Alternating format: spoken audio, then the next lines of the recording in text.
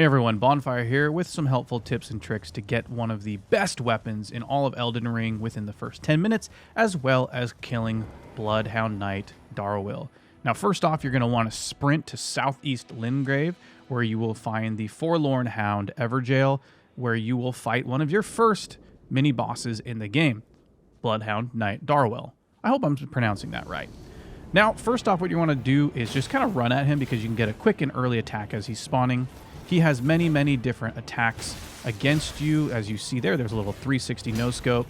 He jumped up and tried to slam me with his sword. He's got very agile attacks that all hit quite hard and build up hemorrhage on you. He's got many different attacks like this one where he drags his claws at you, attacks, and then slams down with his sword. You'll want to avoid that. Every single one of his attacks is parryable, which is huge this early on in the game. Often after his claw drag attack, he is vulnerable for 1 to 2 hits on him. Most of his attacks, while being very quick and agile, leave him open for some fast attacks right afterwards.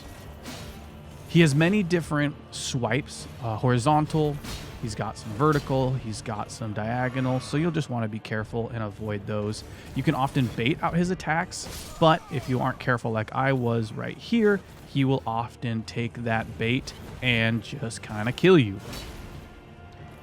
Now, you can do what many people like to do and use magic or range attacks, but this is a little more challenging with Darriwil because he's so quick that he can often just dodge your shots.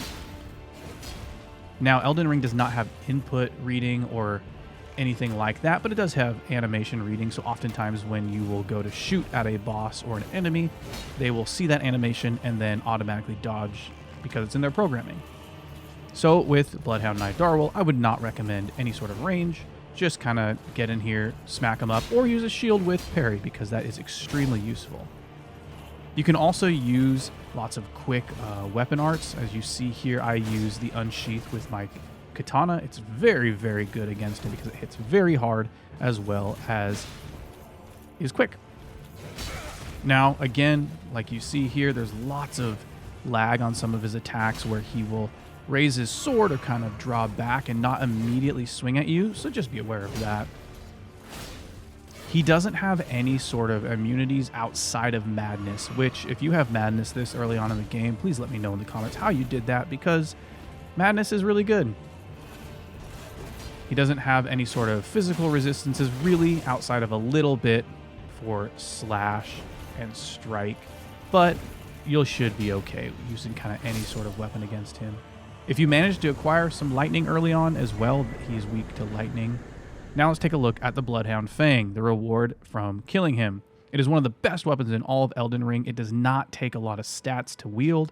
It also builds up hemorrhage and has a great weapon skill called Bloodhound's Finesse, where you slash upwards. You can read it there. You don't need me to read it for you. Be sure to let me know in the comments if you like this weapon or if you continue to use it in your playthrough. And as always, feel free to subscribe so that you never miss a single boss fight video. We'll see you next time. Peace.